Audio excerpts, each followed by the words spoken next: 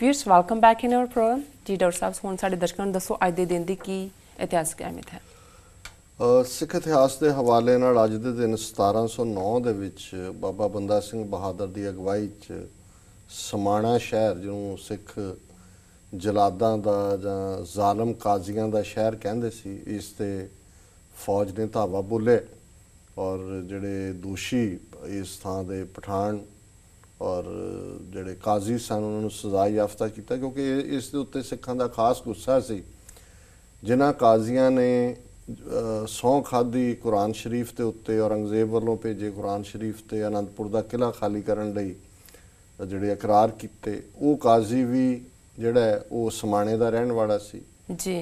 ਉਸ ਤੋਂ ਪਹਿਲਾਂ ਜਿਸ ਕਾਜ਼ੀ ਨੇ ਗੁਰੂ ਤੇਗ ਬਹਾਦਰ ਸਾਹਿਬ ਨੂੰ ਸ਼ਹੀਦ ਕਰਨ ਦਾ ਫਤਵਾ ਦਿੱਤਾ ਦਿੱਲੀ 'ਚ, ਜੀ ਜੀ, ਉਹ ਵੀ ਸਮਾਣੇ ਦਾ ਰਹਿਣ ਵਾਲਾ ਸੀ। ਤੇ ਉਸ ਕਾਜ਼ੀ ਦਾ ਹੀ ਅੱਗੋਂ ਮੁੰਡਾ ਕਾਜ਼ੀ ਜਿਹਨੇ ਛੋਟੇ ਸਾਹਿਬਜ਼ਾਦਿਆਂ ਨੂੰ ਸ਼ਹੀਦ ਕਰਨ ਦਾ ਫਤਵਾ ਦਿੱਤਾ ਫਤਿਹਗੜ੍ਹ ਸਾਹਿਬ 'ਚ, ਉਹ ਵੀ ਸਮਾਣੇ ਦਾ ਰਹਿਣ ਵਾਲਾ ਸੀ ਜੀ। ਤੇ ਬਦਕਿਸਮਤੀ ਨਾਲ ਜਿਨ੍ਹਾਂ ਜਲਾਦਾਂ ਨੇ ਗੁਰੂ ਤੇਗ ਬਹਾਦਰ ਸਾਹਿਬ ਨੂੰ ਸ਼ਹੀਦ ਕੀਤਾ, ਛੋਟੇ ਸਾਹਿਬਜ਼ਾਦਿਆਂ ਨੂੰ ਨੀਹਾਂ 'ਚ ਚਿਣਿਆ, ਉਹ ਵੀ ਸਮਾਣੇ ਦੇ ਸਨ। ਸੋ ਸਿੱਖਾਂ ਦਾ ਬਹੁਤ ਗੁੱਸਾ ਸੀ, ਕਿਉਂਕਿ ਚਲੋ ਜਲਾਦ ਤਾਂ ਆਪਣਾ ਫਰਜ਼ ਪੂਰਾ ਕਰਦਾ, ਨੌਕਰੀ ਕਰਦਾ ਜੀ ਜੀ, ਪਰ ਜਿਹੜੇ ਕਾਜ਼ੀ ਨੇ ਫਤਵਿਆਂ ਵਾਲੇ, ਉਹ ਤਾਂ ਜ਼ਾਹਰ ਹੈ ਕਿ ਵੀ ਆਪਣਾ ਇਨਸਾਫ ਨਹੀਂ ਕਰਦੇ। ਸੋ ਉਹਨਾਂ ਨੂੰ ਸਜ਼ਾ ਯਾਫਤਾ ਕਰਨ ਦੇ ਲਈ ਫਿਰ ਸਮਾਣਾ ਜਿਹੜਾ ਹੈ, ਇਸ ਨੂੰ ਸਿੱਖਾਂ ਨੇ ਇਸ ਤਰੀਕੇ ਨਾਲ ਸਜ਼ਾ ਦਿੱਤੀ ਕਿ ਇੱਕ ਐਗਜ਼ੈਂਪਲਰੀ ਬਣ ਗਿਆ ਬਾਕੀਆਂ ਲਈ ਜੀ। ਔਰ ਫਿਰ ਉਸ ਤੋਂ ਬਹੁਤ ਜਲਦ ਬਾਅਦ 1710 ਦੇ ਵਿੱਚ ਸਰਹੰਦ ਦੀ ਵੀ ਸਿੱਖਾਂ ਨੇ ਇੱਟ ਨਾਲ ਇੱਟ ਖੜਕਾ ਕੇ ਵਜ਼ੀਰ ਖਾਨ, ਸੁੱਚਾ ਨੰਦ, ਇਹਨਾਂ ਸਾਰਿਆਂ ਨੂੰ ਸਜ਼ਾ ਯਾਫਤਾ ਕੀਤਾ ਜੀ। 1871 'ਚ ਅੱਜ ਦੇ ਦਿਨ ਕੂਕਾ ਲਹਿਰ, ਬੇਸ਼ੱਕ ਅਸੀਂ ਕਈ ਵਾਰੀ ਉਹਨੂੰ ਉਹਦੀ ਅਹਿਮੀਅਤ ਨਹੀਂ ਦਿੰਦੇ ਕਿਉਂਕਿ ਕੂਕੇ ਮੇਨ ਸਟ੍ਰੀਮ ਸਿੱਖੀ ਤੋਂ ਨਿਕਲ ਗਏ, ਆਪਣਾ ਉਹਨਾਂ ਨੇ ਗੁਰੂਡਮ ਚਲਾ ਲਿਆ। ਇਸ ਕਰਕੇ ਜਦੋਂ ਅਸੀਂ ਕੁਰਬਾਨੀਆਂ ਜਾਂ ਸ਼ਹੀਦੀਆਂ ਦੀ ਗੱਲ ਕਰਦੇ ਹਾਂ ਤਾਂ ਬਹੁਤ ਵਾਰੀ ਉਹਨਾਂ ਨੂੰ ਅਸੀਂ ਇੱਕ ਲਾਈਨ 'ਚ ਡਿਸਮਿਸ ਕਰ ਦਿੰਦੇ ਹਾਂ ਜੀ ਜੀ। ਪਰ ਬੜੇ ਬਹਾਦਰ ਜਿਹੜਾ ਉਹਨਾਂ ਦਾ ਦੌਰ ਹੈ ਬਾਬਾ ਰਾਮ ਸਿੰਘ ਨਾਮਧਾਰੀ ਦੇ ਥੱਲੇ, ਕਿਉਂਕਿ ਜਿਵੇਂ ਜਦੋਂ ਉਹਨਾਂ ਨੂੰ ਤੋਪਾਂ ਨਾਲ ਬੰਨ੍ਹ ਕੇ ਉਡਾਣ ਦਾ ਜਿਹੜਾ ਹੁਕਮ ਸੁਣਾਇਆ ਗਿਆ ਤੇ ਉਹ ਬੜੀ ਬਹਾਦਰੀ ਨਾਲ ਤੋਪਾਂ ਦੇ ਸਾਹਮਣੇ ਖਲੋਤੇ। ਜੇ ਕਿਸੇ ਦੇ ਪੈਰ ਜਿਹੜੇ ਨੇ ਉਹ ਤੋਪ ਦੀ ਉਸ ਬੈਰਲ ਤੋਂ ਥੱਲੇ ਰਹਿੰਦੇ ਸਨ, ਉਸ ਦਾ ਸਿਰ, ਤੇ ਉਹਨੇ ਅੱਡੀਆਂ ਚੁੱਕ ਕੇ ਜਿਹੜਾ ਉਹ ਤੋਪ ਦੇ ਸਾਹਮਣੇ ਖਲੋਤਾ, ਜਕਾਰੇ ਛੱਡਦੇ, ਬਾਣੀ ਪੜ੍ਹਦੇ ਜਿਹੜੇ ਨੇ ਉਹ ਉਹਨਾਂ ਨੇ ਸ਼ਹੀਦੀਆਂ ਲਈਆਂ। ਸੋ ਅੱਜ ਦੇ ਦਿਨ ਰਤਨ ਸਿੰਘ ਨਾਮਧਾਰੀ ਤਾਂ ਉਹਦਾ ਇੱਕ ਅਸਿਸਟੈਂਟ ਸੀ, ਜਿਸ ਨੂੰ ਲੁਧਿਆਣਾ ਜੇਲ੍ਹ ਦੇ ਬਾਹਰ ਜਿਹੜਾ ਉਹ ਫਾਂਸੀ ਦਿੱਤੀ ਗਈ ਪਬਲਿਕਲੀ ਲੋਕਾਂ ਦੇ ਸਾਹਮਣੇ ਜੀ। ਜਿਵੇਂ ਮੈਂ ਪਹਿਲਾਂ ਦੱਸਿਆ, ਚੁਰੂ ਰਾਜਸਥਾਨ ਦੇ ਵਿੱਚ ਅੱਜ ਦੇ ਦਿਨ 1983 ਦੇ ਵਿੱਚ ਗੁਰਦੁਆਰਾ ਸਾੜ ਕੇ ਉਸ ਨੂੰ ਸੁਆਹ ਕੀਤਾ ਗਿਆ ਜੀ। ਔਰ 1999 'ਚ ਜਿਹੜੀਆਂ ਚੋਣਾਂ ਹੋਈਆਂ ਲੋਕ ਸਭਾ ਦੀਆਂ, ਉਹਦੇ 'ਚ ਰਿਮਾਰਕੇਬਲ ਜਿੱਤ ਲਈ 8 ਜਾਂ 9 ਜਿਹੜੇ ਕੈਂਡੀਡੇਟਸ ਨੂੰ ਸਿੰਘਾਂ ਨੇ ਸਪੋਰਟ ਕੀਤਾ ਜਾਂ ਜਿਹੜੇ ਖੁਦ ਸੰਘਰਸ਼ ਦਾ ਹਿੱਸਾ ਸਨ। ਉਹਨਾਂ ਦੇ ਵਿੱਚ ਸਰ ਸਿਮਰਨਜੀਤ ਸਿੰਘ ਮਾਨ, ਬੇਸ਼ੱਕ ਉਹ ਜੇਲ੍ਹ ਦੇ ਵਿੱਚ ਸਨ ਉਦੋਂ, ਪਰ ਤਰਨਤਾਰਨ ਦੇ ਪਾਰਲੀਮੈਂਟਰੀ ਹਲਕੇ ਤੋਂ 2 ਲੱਖ ਤੋਂ ਜ਼ਿਆਦਾ ਵੋਟਾਂ ਦੇ ਨਾਲ ਉਹ ਜਿੱਤੇ, ਜਿਹੜਾ ਕਿ ਉਸ ਵੇਲੇ ਸਾਰੇ ਭਾਰਤ ਦੇ ਵਿੱਚ ਸੈਕੰਡ ਰੈਕਰਡ ਸੀ ਸਭ ਤੋਂ ਜ਼ਿਆਦਾ ਵੋਟਾਂ ਨਾਲ ਜਿੱਤਣ ਦਾ ਜੀ ਜੀ। ਇਸੇ ਤਰ੍ਹਾਂ ਅਤਿੰਦਰਪਾਲ ਸਿੰਘ ਜਿਹੜੇ ਜੇਲ੍ਹ ਦੇ ਵਿੱਚ ਸਨ, ਉਹ ਪਟਿਆਲੇ ਤੋਂ ਮੈਂਬਰ ਪਾਰਲੀਮੈਂਟ ਬਣੇ। ਬੀਬੀ ਰਜਿੰਦਰ ਕੌਰ ਬੁਲਾਰਾ, ਜਿਨ੍ਹਾਂ ਦੇ ਹਸਬੈਂਡ ਪ੍ਰੋਫੈਸਰ ਜੀਤਪਾਲ ਸਿੰਘ ਨੂੰ ਸੁਮੇਧ ਸੈਣੀ ਨੇ ਝੂਠੇ ਮੁਕਾਬਲੇ 'ਚ ਮਾਰਿਆ ਸੀ, ਉਹ ਲੁਧਿਆਣੇ ਤੋਂ ਮੈਂਬਰ ਪਾਰਲੀਮੈਂਟ ਬਣੇ ਜੀ। ਬੀਬੀ ਬਿਮਲ ਕੌਰ ਖਾਲਸਾ, ਜਿਹੜੀ ਕਿ ਸਿੰਘਣੀ ਸ਼ਹੀਦ ਬੇਅੰਤ ਸਿੰਘ ਜਿਨ੍ਹਾਂ ਨੇ ਇੰਦਰਾ ਗਾਂਧੀ ਨੂੰ ਸਜ਼ਾ ਯਾਫਤਾ ਕੀਤਾ, ਉਹ ਰੋਪੜ ਤੋਂ ਮੈਂਬਰ ਪਾਰਲੀਮੈਂਟ ਬਣੇ ਜੀ। ਇਸੇ ਤਰ੍ਹਾਂ ਹੀ ਬਾਬਾ ਸੁੱਚਾ ਸਿੰਘ, ਜਿਹੜੇ ਸ਼ਹੀਦ ਬੇਅੰਤ ਸਿੰਘ ਦੇ ਪਿਤਾ ਜੀ ਸਨ, ਸੁੱਚਾ ਸਿੰਘ ਮਲੋਆ ਜਿਹੜਾ ਉਹਨਾਂ ਦਾ ਪਿੰਡ ਹੈ, ਉਹ ਬਠਿੰਡਾ ਰਿਜ਼ਰਵ ਸੀਟ ਸੀ, ਹੁਣ ਤਾਂ ਜਨਰਲ ਸੀਟ ਹੋ ਗਈ ਜੀ, ਉਸ ਤੋਂ ਮੈਂਬਰ ਪਾਰਲੀਮੈਂਟ ਬਣੇ। ਇਸੇ ਤਰ੍ਹਾਂ ਜਿਹੜਾ ਰਾਜਦੇਵ ਸਿੰਘ ਬਰਨਾਲਾ, ਜਿਹੜਾ ਸਿੰਪੈਥਾਈਜ਼ਰ ਸੀ ਜੁਝਾਰੂਆਂ ਦਾ, ਉਹ ਜਿਹੜਾ ਸੰਗਰੂਰ ਦੀ ਸੀਟ ਤੋਂ ਮੈਂਬਰ ਪਾਰਲੀਮੈਂਟ ਬਣੇ। ਸੋ ਇਹ ਮੋਟੇ ਮੇਰੀ ਨਿਗਾਹ 'ਚ ਆਏ ਨੇ, ਪਰ 9 ਦੇ ਕਰੀਬ ਜਿਹੜੇ ਉਸ ਵੇਲੇ ਕੁੱਲ ਮਿਲਾ ਕੇ ਸੀ ਉਹ ਮੈਂਬਰ ਪਾਰਲੀਮੈਂਟ ਬਣੇ। ਇਹ ਵੱਖਰੀ ਗੱਲ ਹੈ ਕਿ ਵੀ ਅੰਦਰ ਫਿਰ ਉਹਨਾਂ 'ਚੋਂ ਆਪਸ ਦੇ ਵਿੱਚ ਇਕਸਾਰਤਾ ਨਹੀਂ ਰਹਿ ਸਕੀ, ਪਰ ਇਹ ਉਸ ਵੇਲੇ ਅਕਾਲੀ ਜਿੰਨੇ ਖੜੇ ਸੀ ਉਹਨਾਂ ਦੀਆਂ ਜ਼ਮਾਨਤਾਂ ਜ਼ਬਤ ਹੋਈਆਂ। ਸੋ ਜਦੋਂ ਅਸੀਂ ਕੁਝ ਮਿਸਡ ਓਪਰਚੁਨਿਟੀਜ਼ ਦੇਖਦੇ ਹਾਂ ਸੰਘਰਸ਼ ਦੇ ਹਵਾਲੇ ਨਾਲ ਕਿ ਸਾਡੇ ਕੋਲ ਮੌਕੇ ਆਏ ਪਰ ਅਸੀਂ ਉਹਨਾਂ ਨੂੰ ਸੰਭਾਲ ਨਹੀਂ ਸਕੇ ਜੀ, ਉਹ ਸ਼ਾਇਦ 99 ਵੀ ਉਹਦੇ 'ਚ ਇੱਕ ਹਿੱਸਾ ਸੀ ਕਿ ਅਸੀਂ ਮੈਸਿਵ ਮੈਂਡੇਟ ਦੇ ਨਾਲ ਆਏ ਪਰ ਉਹਨੂੰ ਇੱਕ ਪੋਲੀਟੀਕਲ ਜਿਹੜਾ ਮੂਵਮੈਂਟ ਦੇ ਵਿੱਚ ਕਨਵਰਟ ਨਹੀਂ ਕਰ ਸਕੇ। ਉਹਦੇ ਡਿਫਰੈਂਟ ਰੀਜ਼ਨ ਨੇ, ਕਿਸੇ ਇੱਕ ਦਾ ਦੋਸ਼ ਨਹੀਂ ਹੈ, ਪਰ ਐਂਡ ਰਿਜ਼ਲਟ ਉਹਦਾ ਇਹੀ ਹੈ ਜੀ। ਵਰਲਡ ਹਿਸਟਰੀ ਦੇ ਹਵਾਲੇ ਨਾਲ 1778 ਦੇ ਵਿੱਚ ਕੈਪਟਨ ਕੁੱਕ ਨੇ ਹਵਾਈ ਜਿਹੜਾ ਆਈਲੈਂਡ ਹੈ ਉਹਨੂੰ ਲੱਭਿਆ। ਜੀ 1799 ਦੇ ਵਿੱਚ ਪਹਿਲਾ ਨੈਸ਼ਨਲ ਥੈਂਕਸਗਿਵਿੰਗ ਜਿਹੜਾ ਕਿ ਹੁਣ ਆ ਰਿਹਾ ਹੈ। ਜੀ ਮੈਨੂੰ ਸਗੋਂ ਕੱਲ ਕਿਸੇ ਨੇ ਕਾਲ ਕਰਕੇ ਪੁੱਛਿਆ ਜੀ ਤੁਸੀਂ ਗੋਭੀ ਦੀ ਟਰਕੀ ਦੀ ਗੱਲ ਕੀਤੀ ਹੈ, ਕੀ ਹੈ? ਜੀ। ਮੈਂ ਕਿਹਾ ਜੀ ਸਾਡੇ ਇੱਕ ਮਿੱਤਰ ਨੇ ਵਾਸ਼ਿੰਗਟਨ, ਜਦੋਂ ਪਹਿਲੀ ਵਾਰ ਵਾਸ਼ਿੰਗਟਨ ਥੈਂਕਸਗਿਵਿੰਗ ਤੇ ਉਹਨਾਂ ਨੇ ਘਰ ਸੱਦਿਆ ਜੀ ਤੇ ਟੇਬਲ ਦੇ ਉੱਤੇ ਉਹਨਾਂ ਨੇ ਇੱਕ ਪੂਰਾ ਜਿਹੜਾ ਐਂ ਰੱਖਿਆ ਸੀ ਜਿਹੜਾ ਲੱਗਦਾ ਸੀ ਟਰਕੀ ਹੈ। ਜੀ ਤੇ ਜਦੋਂ ਧਿਆਨ ਨਾਲ ਦੇਖਿਆ, ਜਦੋਂ ਸਾਰੇ ਹੱਸੇ, ਕਹਿੰਦੇ ਜੀ ਇਹ ਤਾਂ ਗੋਭੀ ਦੀ ਟਰਕੀ ਹੈ। ਜਿਹੜੀ ਗੋਭੀ ਹੈ ਪੂਰੀ ਦਾ ਪੂਰਾ ਫੁੱਲ ਉਹਦਾ ਰੋਸਟ ਕੀਤਾ ਹੋਇਆ ਸੀਗਾ ਉਸ ਦੇ ਵਿੱਚ, ਓਵਨ ਦੇ ਵਿੱਚ, ਜਾਂ ਕਿਸ ਤਰੀਕੇ ਦੇ ਨਾਲ ਜੋ ਵੀ ਸੀ। ਸੋ ਵਾਕਿਆ ਹੀ ਉਹ ਲੱਗਦਾ ਸੀ ਵੀ ਇਹ ਟਰਕੀ ਦਾ ਨੱਕ ਕੰਨ ਮੂੰਹ ਹੈ। ਸੋ ਇਹ ਗੋਭੀ ਦੀ ਟਰਕੀ ਹੈ, ਕੋਈ ਨਾਨ ਵੈਜੀਟੇਰੀਅਨ ਨਹੀਂ ਸੀ, ਵੈਜੀਟੇਰੀਅਨ ਸੀ। ਜੀ ਜੀ ਸੋ ਇਹ ਜਿਹੜੀ ਫਸਟ ਨੈਸ਼ਨਲ ਥੈਂਕਸਗਿਵਿੰਗ ਹੈ ਉਹ 1799 ਦੇ ਵਿੱਚ ਡਿਕਲੇਅਰ ਹੋਇਆ। ਜੀ 1924 ਦੇ ਵਿੱਚ ਮੰਗੋਲੀਆ ਜਿਹੜਾ ਹੈ ਉਹ ਆਜ਼ਾਦ ਦੇਸ਼ ਦੇ ਤੌਰ ਦੇ ਉੱਤੇ ਉਹਨਾਂ ਨੇ ਆਪਣੇ ਆਪ ਨੂੰ ਪੀਪਲਜ਼ ਰਿਪਬਲਿਕ ਡਿਕਲੇਅਰ ਕੀਤਾ। ਜੀ 1940 ਚ ਨਾਜ਼ੀਆਂ ਨੇ ਵਾਰਸਾ ਜਿਹੜਾ ਕਿ ਪੋਲੈਂਡ ਦੀ ਰਾਜਧਾਨੀ ਸੀ ਉਹਦੇ ਚ 5 ਲੱਖ ਦੇ ਕਰੀਬ ਯਹੂਦੀਆਂ ਨੂੰ ਘੈਟੋ ਦੇ ਵਿੱਚ ਵਾਲ ਬਣਾ ਕੇ ਵੀ ਤੁਸੀਂ ਜਾ ਨਹੀਂ ਸਕਦੇ। ਜੀ ਜਿਹੜੀ ਜੈਨੋਸਾਈਡ ਜਾਂ ਨਸਲਕੁਸ਼ੀ ਯਹੂਦੀਆਂ ਦੀ ਹੋਈ, ਹੋਲੋਕਾਸਟ ਜਿਹਨੂੰ ਉਹ ਕਹਿੰਦੇ ਨੇ, ਉਹਦੇ ਚੋਂ ਬਹੁਤ ਸਾਰੇ ਜਿਹੜੇ ਨੇ ਉਹ ਵਾਰਸਾ ਦੇ ਵਿੱਚ ਫਿਰ ਮਾਰੇ ਗਏ ਸੀ। 1941 ਦੇ ਵਿੱਚ ਲਿਬਨਾਨ ਨੇ ਫਰਾਂਸ ਤੋਂ ਆਜ਼ਾਦੀ ਹਾਸਲ ਕੀਤੀ। 1942 ਦੇ ਵਿੱਚ ਕੈਸਾ ਬਲਾਂਕਾ, ਹੁਣ ਵੀ ਇੱਕ ਫਿਲਮ ਹੈ, ਕਲਾਸਿਕ ਹਾਲੀਵੁੱਡ ਦੀਆਂ ਫਿਲਮਾਂ ਚੋਂ ਹੈ ਜੀ ਤੇ ਉਹ ਸਾਡੇ ਮੈਂ ਵੀ ਦੇਖੀ ਹੋਈ ਹੈ। ਜਦੋਂ ਮੈਂ ਵਰਲਡ ਇਵੈਂਟਸ ਨੂੰ ਇਹ ਦੇਖਿਆ ਤੇ ਇਹ 1942 ਦੇ ਵਿੱਚ ਹਾਲੀਵੁੱਡ ਥੀਏਟਰ ਦੇ ਵਿੱਚ ਰਿਲੀਜ਼ ਹੋਈ ਸੀ, ਕਿਉਂਕਿ ਇਹ ਇੱਕ ਸੈਕੰਡ ਵਰਲਡ ਵਾਰ ਦਾ ਮੋਰਾਕੋ ਨਾਲ ਰਿਲੇਟਡ ਸੀਨ ਹੈ। ਜੀ ਜਿਹਦੇ ਚ ਕਿ ਜਦੋਂ ਕਿ ਲੋਕ ਜੰਗ ਚੋਂ, ਡਿਫਿਕਲਟੀਜ਼ ਚੋਂ ਹੁੰਦੇ ਨੇ, ਕਿਵੇਂ ਉਹ ਸਰਵਾਈਵ ਕਰਦੇ ਨੇ, ਕਿਵੇਂ ਜਿਹੜਾ ਮੇਨ ਸੈਂਟਰ ਬਣਦਾ ਹੈ ਉਹ ਕਰਪਟ ਹੋ ਜਾਂਦਾ ਹੈ, ਕਰਪਟ ਅਫੀਸ਼ੀਅਲਸ ਹੁੰਦੇ ਨੇ। ਜੀ ਜੀ ਤੇ ਕੈਸਾ ਬਲਾਂਕਾ ਇੱਕ ਐਸੀ ਫਿਲਮ ਸੀ ਜਿਹਦੇ ਚ ਜਿਹੜੀ ਅੰਗਰੇਜ਼ੀ ਐਕਸਪ੍ਰੈਸ਼ਨਸ ਯੂਜ਼ ਕੀਤੀਆਂ ਗਈਆਂ ਉਹ ਬਹੁਤ ਸਾਰੀਆਂ ਅੱਜ ਵੀ ਇੰਗਲਿਸ਼ ਲਿਟਰੇਚਰ ਦੇ ਵਿੱਚ ਦੁਹਰਾਈਆਂ ਜਾਂਦੀਆਂ। ਜਿਵੇਂ ਮਰਡਰ ਹੋ ਜਾਂਦਾ ਹੈ ਤੇ ਕਰਪਟ ਪੁਲਿਸ ਅਫਸਰ ਦੇ ਕੋਲ ਰਿਪੋਰਟ ਆਉਂਦੀ ਹੈ ਜੀ ਉਸ ਥਾਂ ਤੇ ਇਹਨੇ ਆ ਮਰਡਰ ਹੋ ਗਿਆ, ਤੇ ਉਹ ਅੱਗੋਂ ਕਹਿੰਦਾ ਅਰੈਸਟ ਦਾ ਯੂਜੂਅਲ ਸਸਪੈਕਟਸ, ਜੀ ਕਿ ਵੀ ਫੜ ਲਓ ਨਾ, ਜਿਵੇਂ ਸਾਡੇ ਹੁੰਦਾ ਕੋਈ ਵਾਕਿਆ ਹੋਇਆ 10 ਨੰਬਰੀ ਇਹ ਫੜ ਲਿਆਓ। ਇਹ ਪੁਲਿਸ ਦਾ ਐਟੀਟਿਊਡ ਜਿਹੜਾ ਹੈ ਕਰਪਟ ਸਿਸਟਮ ਦੇ ਵਿੱਚ ਕਿਵੇਂ ਹੁੰਦਾ ਹੈ, ਇਹ ਫਿਲਮ ਕੈਸਾ ਬਲਾਂਕਾ ਪਲੱਸ ਹੋਰ ਬਹੁਤ ਸਾਰੀਆਂ ਉਹਦੇ ਚ ਕਲਾਸਿਕ ਜਿਹੜੀਆਂ ਨੇ ਉਹ ਐਕਸਪ੍ਰੈਸ਼ਨਸ ਨੇ ਅੰਗਰੇਜ਼ੀ ਦੀਆਂ ਜਿਹੜੀਆਂ ਇਸਤੇਮਾਲ ਹੋਈਆਂ। ਜੀ 1942 ਦੇ ਵਿੱਚ ਅਮਰੀਕਾ 'ਚ ਕਿਉਂਕਿ ਸੈਕੰਡ ਵਰਲਡ ਵਾਰ ਚੱਲ ਰਿਹਾ ਸੀ, ਤੇਲ ਦੀ ਰਾਸ਼ਨਿੰਗ ਹੋਈ। ਜੀ 1949 ਦੇ ਵਿੱਚ 1949 ਅੱਜ ਦੇ ਦਿਨ ਇੰਡੀਅਨ ਕਨਸਟੀਟਿਊਸ਼ਨ ਐਕਸੈਪਟ ਹੋਇਆ ਔਰ ਇੰਟਰਸਟਿੰਗਲੀ ਉਹਦੇ 'ਚ ਉਹਨਾਂ ਨੇ ਕਿਹਾ ਕਿ India adapts constitution as a British commonwealth republic. ਜੀ ਹੁਣ ਇਹ ਬ੍ਰਿਟਿਸ਼ ਕਾਮਨਵੈਲਥ ਦਾ ਮਤਲਬ ਇਹ ਹੈ ਵੀ ਉਦੋਂ ਵੀ ਤੇ ਅੱਜ ਵੀ ਜਿਹੜੀ ਅਲਟੀਮੇਟ ਨੇ ਆਪਣੇ ਆਪ ਨੂੰ ਉਸ ਬ੍ਰਿਟਿਸ਼ ਕਾਮਨਵੈਲਥ ਦਾ ਹਿੱਸਾ ਮੰਨਦੇ ਨੇ, ਇੰਡੀਪੈਂਡੈਂਟ ਮਾਈਂਡਸੈਟ ਨਹੀਂ ਹੈ। ਇਸ ਲਈ ਗੋਰਿਆਂ ਦੀ ਗੁਲਾਮੀ ਜਿਹੜੀ ਹੈ ਅੱਜ ਵੀ ਬੜੀ ਹੋਈ ਹੈ, ਕਿਉਂਕਿ ਉਦੋਂ ਵੀ ਇਹਨਾਂ ਨੇ ਆਪਣੇ ਆਪ ਨੂੰ ਬ੍ਰਿਟਿਸ਼ ਕਾਮਨਵੈਲਥ ਰਿਪਬਲਿਕ ਦੇ ਤੌਰ ਤੇ ਹੀ ਇੰਟਰਨੈਸ਼ਨਲ ਪ੍ਰੋਜੈਕਟ ਕੀਤਾ। ਜੀ 1950 ਦੇ ਵਿੱਚ ਚਾਈਨਾ ਜਿਹੜਾ ਹੈ ਉਹ ਕੋਰੀਆ ਵਾਰ ਦੇ ਵਿੱਚ ਆਇਆ। ਉਹਨਾਂ ਦੀ ਯਾਲੂ ਰਿਵਰ ਹੈ, ਅਮਰੀਕਨ ਫੋਰਸਿਸ ਔਰ ਵੈਸਟਰਨ ਫੋਰਸਿਸ ਦੂਜੇ ਪਾਸੇ ਸੀ। ਉਹਨੇ ਵਾਰਨ ਕੀਤਾ ਚਾਈਨੀਜ਼ ਪ੍ਰੀਮੀਅਰ ਨੇ, ਚੌ ਇਨ ਲਾਈ ਨੇ, ਜੀ ਜੀ ਕਿ ਜੇ ਤੁਸੀਂ ਯਾਲੂ ਰਿਵਰ ਕ੍ਰਾਸ ਕੀਤੀ ਤੇ ਫਿਰ ਇਹ ਸਾਡੀ ਲੜਾਈ ਹੋਏਗੀ। ਤਾਂ ਇਹਨਾਂ ਨੇ ਇਹ ਅਜੇ ਸੈਕੰਡ ਵਰਲਡ ਵਾਰ ਜਪਾਨ ਦਾ ਇਹਨਾਂ ਨੇ ਗੋਡੇ ਲਾਏ ਸੀ, ਹਿਰੋਸ਼ੀਮਾ ਨਾਗਾਸਾਕੀ ਕਰਕੇ ਹਟੇ ਸੀ, ਫੁੰਕਾਰੇ ਮਾਰਦੇ ਇਹਨਾਂ ਦੀ ਫੌਜ ਗਈ।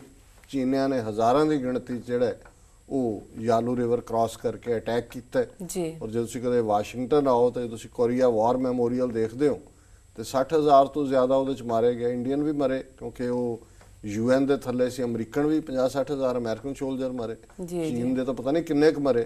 ਪਰ ਉਦੋਂ ਅਜੇ ਚਾਈਨਾ ਨਵਾਂ ਨਿਕਲਿਆ ਸੀ ਗੁਲਾਮੀ ਚੋਂ, ਪਰ ਫਿਰ ਵੀ ਉਹਨਾਂ ਨੇ ਆਪਣੀ ਮੈਨ ਪਾਵਰ ਦੇ ਨਾਲ ਜਿਹੜਾ ਇਸ ਚੇਂਜ ਨੂੰ ਲਿਆਂਦਾ। 1983 ਦੇ ਵਿੱਚ ਅੱਜ ਦੇ ਦਿਨ ਹੀਥਰੋ 에ਅਰਪੋਰਟ ਦੇ ਉੱਤੇ ਰੋਬਰੀ ਹੋਈ। 40 ਮਿਲੀਅਨ ਡਾਲਰ ਦੀ ਕੀਮਤ ਦੇ ਜਿਹੜੇ 7000 골ਡ ਬਿਸਕੁਟ ਸੀ, ਬ੍ਰਿਕਸ ਉਹਨਾਂ ਨੂੰ ਕਹਿੰਦੇ ਨੇ, ਉਹ ਉੜ ਗਏ। ਔਰ ਅੱਜ ਹੀ 2008 ਦੇ ਵਿੱਚ ਬੰਬਈ ਦੇ ਵਿੱਚ ਜਿਹੜਾ ਅਟੈਕ ਹੋਇਆ ਔਰ ਉਸ ਦੀ ਜਿਹੜੀ 5ਵੀਂ-6ਵੀਂ ਐਨੀਵਰਸਰੀ ਮਨਾਈ ਜਾ ਰਹੀ ਹੈ ਜੀ, ਉਹਦੇ ਚ 195 ਦੇ ਕਰੀਬ ਲੋਕ ਮਾਰੇ ਗਏ। ਔਰ ਨਾਸਾ ਨੇ ਅੱਜ ਦੇ ਦਿਨ ਹੀ ਮਾਰਸ ਦੇ ਉੱਤੇ ਇੱਕ ਰੋਬੋਟ ਜਿਹੜਾ ਮਿਸ਼ਨ ਭੇਜਿਆ, ਜਿਹੜਾ ਕਿ ਇਸ ਗੱਲ ਦਾ ਪਤਾ ਲਾ ਰਿਹਾ ਕਿ ਮਾਰਸ ਦੇ ਵਿੱਚ ਪਹਿਲਾਂ ਔਰ ਹੁਣ ਜ਼ਿੰਦਗੀ ਐਗਜ਼ਿਸਟ ਕਰਦੀ ਸੀ ਕਿ ਨਹੀਂ ਕਰਦੀ। ਜੀ ਡਾਕਟਰ ਸਾਹਿਬ, ਤੁਹਾਡਾ ਬਹੁਤ ਬਹੁਤ ਸ਼ੁਕਰੀਆ। ਸਾਡਾ ਅੱਜ ਦਾ ਪਹਿਲਾ ਸਵਾਲ ਹੈ, ਸਕਾਟਲੈਂਡ ਦੀ ਸਕਾਟਿਸ਼ ਨੈਸ਼ਨਲ ਪਾਰਟੀ ਨੇ ਆਜ਼ਾਦ ਹੋਣ ਤੋਂ ਬਾਅਦ ਵਾਈਟ ਪੇਪਰ ਸਕਾਟਲੈਂਡ ਦੀਆਂ ਨੀਤੀਆਂ ਸੰਬੰਧੀ ਇੱਕ ਜਾਰੀ ਕੀਤਾ ਹੈ। ਸੌਰੀ ਡਾਕਟਰ ਸਾਹਿਬ, ਮੈਂ ਰਿਪੀਟ ਕਰਦੀ ਹਾਂ। ਸਕਾਟਲੈਂਡ ਦੀ ਸਕਾਟਿਸ਼ ਨੈਸ਼ਨਲ ਪਾਰਟੀ ਨੇ ਆਜ਼ਾਦ ਹੋਣ ਤੋਂ ਬਾਅਦ ਸਕਾਟਲੈਂਡ ਦੀਆਂ ਨੀਤੀਆਂ ਸੰਬੰਧੀ ਇੱਕ ਵਾਈਟ ਪੇਪਰ ਜਾਰੀ ਕੀਤਾ ਹੈ। ਕੀ ਹੈ ਪੇਪਰ ਜੀ ਡਾਕਟਰ ਸਾਹਿਬ? ਦੇਖੋ, ਆਜ਼ਾਦ ਕੌਮਾਂ ਦੀਆਂ ਆਜ਼ਾਦ ਗੱਲਾਂ ਨੇ। ਜੀ 300 ਸਾਲ ਤੋਂ ਜ਼ਿਆਦਾ ਸਮੇਂ ਤੋਂ ਸਕਾਟਲੈਂਡ ਅੰਗਰੇਜ਼ਾਂ ਦੇ ਪ੍ਰਭਾਵ ਥੱਲੇ ਰਿਹਾ, ਇੰਗਲੈਂਡ ਦਾ ਹਿੱਸਾ ਬਣ ਗਿਆ। ਇੱਕ ਫਿਲਮ ਬਰੇਵ ਹਾਰਟ ਆਈ, ਉਹਨੇ ਲੋਕਾਂ ਦੀ ਭਾਵਨਾ ਬਦਲ ਦਿੱਤੀ। ਸਕਾਟਸ ਨੂੰ ਪਤਾ ਲੱਗਾ ਵੀ ਅਸੀਂ ਕਿੰਨੇ ਬਹਾਦਰ ਸੀ, ਵਾਲਿਸ ਔਰ ਕਿੰਗ ਬਰੂਸ, ਔਰ ਕਿਵੇਂ ਸਾਡਾ ਰਾਜ ਧੋਖੇ ਨਾਲ ਔਰ ਜ਼ੁਲਮ ਕਰਕੇ ਲਿਆ ਸੀ। ਜੀ ਸਕਾਟਿਸ਼ ਨੈਸ਼ਨਲ ਪਾਰਟੀ ਬਣ ਗਈ ਕਿ ਜੀ ਅਸੀਂ ਸ਼ੁਰੂ 'ਚ ਉਹਨਾਂ ਨੂੰ ਥੋੜ੍ਹੀਆਂ ਜਿਹੀਆਂ ਵੋਟਾਂ ਮਿਲੀਆਂ।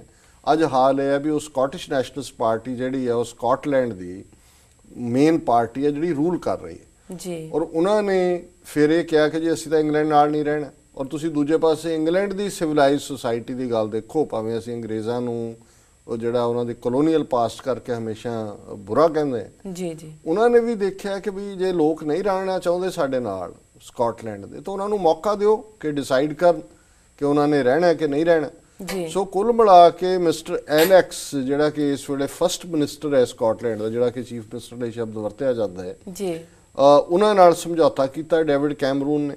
ਔਰ ਹੁਣ 18 ਸਤੰਬਰ 2014 ਨੂੰ ਸਕਾਟਲੈਂਡ ਦੇ ਵਿੱਚ ਪਲੇਬਿਸਾਈਟ ਹੋਣਾ ਹੈ, ਰਾਏਸ਼ੁਮਾਰੀ ਹੋਣੀ ਹੈ। ਇੱਕੋ ਹੀ ਸਵਾਲ ਹੈ ਕਿ ਕੀ ਤੁਸੀਂ ਅਲੱਗ ਦੇਸ਼ ਚਾਹੁੰਦੇ ਹੋ ਕਿ ਕੀ ਤੁਸੀਂ ਇੰਗਲੈਂਡ ਦੇ ਨਾਲ ਰਹਿਣਾ ਚਾਹੁੰਦੇ ਹੋ। ਸੋ ਇਹ 18 ਸਤੰਬਰ ਨੂੰ ਫੈਸਲਾ ਹੋਣਾ ਹੈ। ਜੀ ਪਰ ਜਿਹੜਾ ਵਾਈਟ ਪੇਪਰ ਅੱਜ ਜਾਰੀ ਕੀਤਾ ਹੈ ਸਕਾਟਿਸ਼ ਇਸ ਪਾਰਟੀ ਨੇ, ਜੀ ਜੀ ਉਹਦੇ 'ਚ 670 ਪੇਜ ਦਾ ਉਹ ਵਾਈਟ ਪੇਪਰ ਹੈ। 650 ਸਵਾਲ ਨੇ ਉਹਦੇ 'ਚ ਜਿਨ੍ਹਾਂ ਦੇ ਜਵਾਬ ਦਿੱਤੇ ਨੇ ਕਿ ਜਦੋਂ ਅਸੀਂ 2014 ਦੇ ਵਿੱਚ ਆਜ਼ਾਦ ਹੋ ਜਾਵਾਂਗੇ, ਉਸ ਤੋਂ ਬਾਅਦ ਸਾਡੀਆਂ ਫਾਈਨੈਂਸ਼ੀਅਲ ਨੀਤੀਆਂ ਕੀ ਹੋਣਗੀਆਂ, ਚਾਈਲਡ ਕੇਅਰ ਪਾਲਿਸੀ ਕੀ ਹੋਏਗੀ, ਵੈਲਫੇਅਰ ਨੀਤੀ ਕੀ ਹੋਏਗੀ। ਔਰ ਉਹਨਾਂ ਨੇ ਕਿਹਾ ਕਿ will give more freedom, more fairness and more prosperity to our people, ਕਿ ਜ਼ਿਆਦਾ ਆਜ਼ਾਦੀ, ਜ਼ਿਆਦਾ ਜਿਹੜਾ ਉਹ ਫੇਅਰਨੈਸ ਔਰ ਜ਼ਿਆਦਾ ਖੁਸ਼ਹਾਲੀ। ਜੀ ਜੀ ਸੋ ਆਫਰੀਨ ਹੈ ਇਹਨਾਂ ਕੌਮਾਂ ਦੇ ਉੱਤੇ। ਔਰ ਇਹ ਇਕੱਲਾ ਸਕਾਟਲੈਂਡ ਦਾ ਇਸ਼ੂ ਨਹੀਂ ਹੈ। ਕਿਵੇਂ ਕਿਊਬੈਕ ਦੇ ਲੋਕਾਂ ਨੂੰ ਕੈਨੇਡਾ ਨੇ ਹੱਕ ਦਿੱਤੇ ਆਪਣੇ ਪਲੇਬਿਸਾਈਡ ਕਰਨ ਦੇ, ਜੀ ਈਸਟ ਤੈਮੂਰ ਦੇ ਵਿੱਚ, ਸਾਊਥ ਸੁਡਾਨ ਦੇ ਵਿੱਚ, ਕੋਸੋਵੋ ਦੇ ਵਿੱਚ, ਮੈਸੇਡੋਨੀਆ ਦੇ ਵਿੱਚ, ਬੋਸਨੀਆ ਦੇ ਵਿੱਚ। ਜੀ ਜੀ ਤੇ ਹਿੰਦੁਸਤਾਨ ਨੂੰ ਕੀ ਪ੍ਰੋਬਲਮ ਹੈ? ਜੇ ਪੰਜਾਬ, ਕਸ਼ਮੀਰ, ਅਸਾਮ, ਮਨੀਪੁਰ, ਨਾਗਾਲੈਂਡ, ਲੋਕਾਂ ਨੂੰ ਪੁੱਛ ਲਓ ਕਿ ਜੀ ਤੁਸੀਂ ਕਹੀ ਜਾਂਦੇ ਹੋ ਜੀ 5% ਸਿੱਖ ਵੀ ਨਹੀਂ ਚਾਹੁੰਦੇ ਜੀ, ਖਾਲਿਸਤਾਨ 2% ਵੀ ਨਹੀਂ ਚਾਹੁੰਦੇ। ਜੀ ਅਸੀਂ ਕਹਿੰਦੇ ਪੁੱਛ ਲਓ ਲੋਕਾਂ ਨੂੰ, ਕੱਢੋ ਆਪਣੀ ਫੌਜ ਬਾਹਰ ਉੱਥੋਂ, ਦਿਓ ਦੋਨੋਂ ਧਿਰਾਂ ਨੂੰ ਮੌਕਾ ਹੈ। ਸਿੱਖਾਂ ਨੂੰ ਵੀ ਕਹਿਣ ਦਿਓ ਜੋ ਚਾਹੁੰਦੇ ਨੇ ਆਜ਼ਾਦੀ ਦਾ, ਤੁਸੀਂ ਵੀ ਕਹੋ, ਪੁੱਛ ਲਓ ਲੋਕਾਂ ਨੂੰ, ਸਿੱਖਾਂ ਨੂੰ। ਜੀ ਜੀ ਸੋ ਅਸੀਂ ਇਹ ਸਮਝਦੇ ਹਾਂ ਵੀ ਇਹ ਰਿਮਾਰਕੇਬਲ ਹੈ ਇੰਗਲੈਂਡ ਦੀ ਸੁਸਾਇਟੀ ਲਈ ਵੀ ਔਰ ਸਕਾਟਿਸ਼ ਲੋਕਾਂ ਲਈ ਵੀ ਕਿ ਕਿਵੇਂ ਉਹਨਾਂ ਨੇ ਇਸ ਗੱਲ ਨੂੰ 300 ਸਾਲ ਦੀ ਗੁਲਾਮੀ ਤੋਂ ਬਾਅਦ ਇਸ ਗੱਲ ਨੂੰ ਉਹਨਾਂ ਨੇ ਪੋਸੀਬਲ ਬਣਾਇਆ।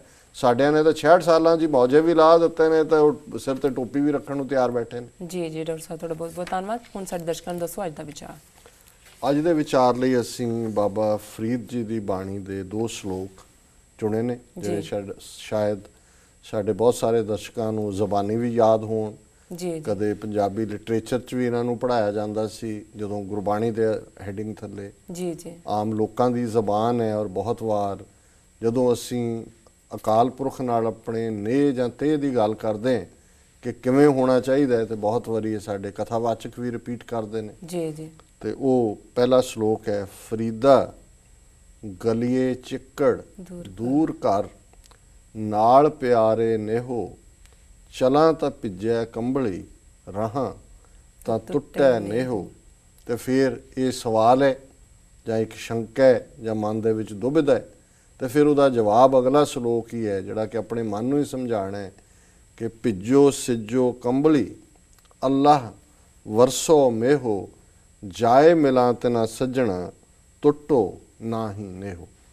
ਹੁਣ ਇਸ ਨੂੰ ਅਲੰਕਾਰ ਤਾਂ ਇੱਕ ਆਮ ਦਾ ਇਸਤੇਮਾਲ ਹੋਇਆ ਕਿ ਜ਼ੋਰ ਦਾ ਮੀਂਹ ਪੈ ਰਿਹਾ, ਜਿਵੇਂ ਅੱਜ ਵੀ ਮੀਂਹ ਪੈ ਰਿਹਾ। ਜੀ ਜੀ ਗਲੀਆਂ ਜਿਹੜੀਆਂ ਨੇ ਉਹ ਚਿੱਕੜ ਨਾਲ ਭਰੀਆਂ ਹੋਈਆਂ ਨੇ, ਉਹ ਨਹੀਂ ਹੈ ਚਿੱਕੜ ਇੱਥੇ। ਨਹੀਂ ਤੇ ਜਿਸ ਦਾ ਜਿਹੜਾ ਮੁਰਸ਼ਦ ਹੈ, ਜਿਹੜਾ ਪਿਆਰਾ ਹੈ, ਉਹ ਗਲੀ ਦੇ ਦੂਸਰੇ ਕੰਢੇ ਤੇ ਹੈ।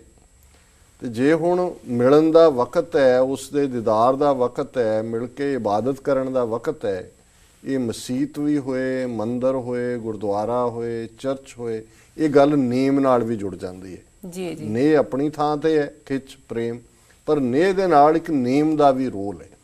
ਹੁਣ ਇਹ ਹੈ ਕਿ ਵੀ ਮੀਂਹ ਪੈ ਰਿਹਾ ਹੈ ਔਰ ਚਾਰ ਚਫੇਰਾ ਚਿੱਕੜ ਹੈ, ਤੇ ਜੇ ਮੈਂ ਤੁਰਦਾ ਹੈ ਤੇ ਮੇਰੀ ਕੰਬਲੀ, ਇੱਕ ਫਕੀਰ ਸੋਚਦਾ ਹੈ, ਫਕੀਰ ਮੁਰਸ਼ਦ ਨੂੰ ਮਿਲਣ ਜਾ ਰਿਹਾ ਹੈ, ਕਿ ਉਹ ਭਿੱਜਦੀ ਹੈ, ਤੇ ਜੇ ਮੈਂ ਨਹੀਂ ਜਾਂਦਾ ਤੇ ਮੇਰਾ ਉਸ ਪਿਆਰੇ ਦੇ ਨਾਲ ਨਹੀਂ ਟੁੱਟਦਾ ਹੈ, ਮੈਂ ਆਪਣੇ ਉਸ ਅਮਲ ਦੇ ਵਿੱਚ ਜਿਹੜਾ ਹੈ ਉਹ ਰੁਕਾਵਟ ਬਣ ਰਿਹਾ। ਔਰ ਇਹ ਜਦੋਂ ਦੁਬਿਧਾ ਦਾ ਸ਼ਿਕਾਰ ਹੈ ਕਿ ਜਾਵਾਂ ਕਿ ਨਾ ਜਾਵਾਂ, ਜਿਵੇਂ ਅਸੀਂ ਬਹੁਤ ਵਾਰੀ ਮੌਸਮ ਖਰਾਬ ਹੋਏ, ਕੋਈ ਨਹੀਂ ਅਗਲੇ ਐਤਵਾਰ ਚਲੇ ਜਾਵਾਂਗੇ, ਜੀ ਜੀ ਕਰਦੇ। ਹੁਣ ਜਵਾਬ ਫਿਰ ਆਪਣੇ ਚੋਂ ਹੀ ਉਹ ਮਜ਼ਬੂਤੀ ਦੇ ਨਾਲ ਮਿਲਦੇ ਕਿ ਕੰਬਲੀ ਭਿੱਜੇ, ਕੋਈ ਗੱਲ ਨਹੀਂ, ਭਿੱਜੋ ਸਿੱਜੋ ਕੰਬਲੀ, ਅੱਲਾਹ ਵਰਸੋ ਮੇਹੋ। ਰੱਬ ਮੀਂਹ ਵਰਾ ਰਿਹਾ, ਇਹ ਰੱਬ ਦਾ ਕੰਮ ਹੈ, ਰੱਬ ਆਪਣਾ ਕੰਮ ਕਰ ਰਿਹਾ ਹੈ, ਮੈਂ ਭਿੱਜਣ ਸਿੱਜਣ ਦੀ ਪਰਵਾਹ ਨਾ ਕਰਾਂ। ਜੀ ਜਾਏ ਮਿਲਾਂ ਤੇ ਨਾ ਸੱਜਣਾ, ਟੁੱਟੋ ਨਾ ਹੀ ਨੇਹੋ, ਕਿ ਵੀ ਉਸ ਪਿਆਰੇ ਨੂੰ ਮੈਂ ਜਾ ਕੇ ਮਿਲਾਂ, ਜੀ ਮੇਰਾ ਨੇਹ ਨਾ ਟੁੱਟੇ, ਮੇਰਾ ਪਿਆਰ ਨਾ ਟੁੱਟੇ। ਸੋ ਇਹ ਸਾਡੇ ਲਈ ਸਬਕ ਹੈ ਕਿ ਕਦੇ ਵੀ ਜਦੋਂ ਦੁਨਿਆਵੀ ਲੌਸ, ਬਣਕ ਬਿਰਤੀ, ਬਣੀਆਂ ਦੀ ਗਿਣਤੀ ਮਿਣਤੀ 'ਚ ਪੈ ਕੇ ਅਸੀਂ ਨੇਹ ਜਾਂ ਰੱਬ ਨਾਲ ਪਿਆਰ ਦਾ ਜਿਹੜਾ ਹੈ ਉਹ ਪੈਮਾਨਾ ਕੋਈ ਬਣਾਵਾਂਗੇ, ਤੇ ਉਹ ਕਾਬਲੇ ਕਬੂਲ ਨਹੀਂ ਹੈ। ਜੀ ਕਬੂਲ ਉਹੀ ਹੈ ਜਿਹਦੇ 'ਚ ਨਾ ਕਿਸੇ ਨੁਕਸਾਨ ਦੀ ਪਰਵਾਹ ਹੋਏ, ਤੇ ਆਧਾਰ ਇਹੀ ਹੋਏ, ਟੁੱਟੋ ਨਾ ਹੀ ਨੇਹੋ, ਜੀ ਜੀ ਕਿ ਕਦੇ ਵੀ ਉਸ ਪਿਆਰੇ ਨਾਲ ਨੇਹ ਨਾ ਟੁੱਟੇ, ਅਕਾਲ ਪੁਰਖ ਤੋਂ ਵਿਥ ਨਾ ਪਵੇ, ਅਕਾਲ ਪੁਰਖ ਹਮੇਸ਼ਾ ਸਾਡੀਆਂ ਯਾਦਾਂ 'ਚ ਰਹੇ। ਉਸ ਦੇ ਲਈ ਸਾਡੇ ਤਾਂ ਖੈਰ ਸਿੱਖੀ ਸਕੂਲ 'ਚ ਪ੍ਰੇਮ ਖਿਲਨ ਕਾ ਚਾਉ ਦੇ ਨਾਲ ਸਿਰ ਤਰ ਤਲੀ ਗਲੀ ਮੇਰੀ ਆਉਜ ਨੇ ਸਿਰ ਹੀ ਤਲੀ ਤੇ ਰੱਖ ਲਿਆ।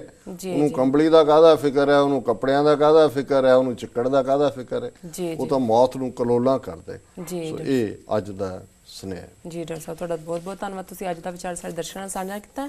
ਵੀਰ ਤੁਹਾਡਾ ਬਹੁਤ ਬਹੁਤ ਧੰਨਵਾਦ, ਤੁਸੀਂ ਆਪਣੇ ਕੀਮਤੀ ਸਮੇਂ 'ਚ ਸਮਾਂ ਕੱਢ ਕੇ ਸਾਨੂੰ ਆਪਣੀ ਰਾਏ ਤੇ ਸੁਝਾਅ ਭੇਜੇ। ਤਾਂ ਇਸ ਤਰ੍ਹਾਂ ਭੇਜਦੇ ਰਹਿਣਾ ਸਾਡੇ ਇਸ ਪਤੇ ਤੇ sos@tv84.tv ਤੇ। ਅਸੀਂ ਆਪਣਾ ਪ੍ਰੋਗਰਾਮ ਲੈ ਕੇ ਫਿਰ ਤੁਹਾਡੇ ਰੂਬਰੂ ਹੋਵਾਂਗੇ। ਤਦ ਤੱਕ ਲਈ ਮੈਨੂੰ ਤੇ ਆਪਣੇ ਡਾਕਟਰ ਸਾਹਿਬ ਆਗਿਆ ਦਿਓ। ਵਾਹਿਗੁਰੂ ਜੀ ਕਾ ਖਾਲਸਾ, ਵਾਹਿਗੁਰੂ ਜੀ ਕੀ ਫਤਿਹ।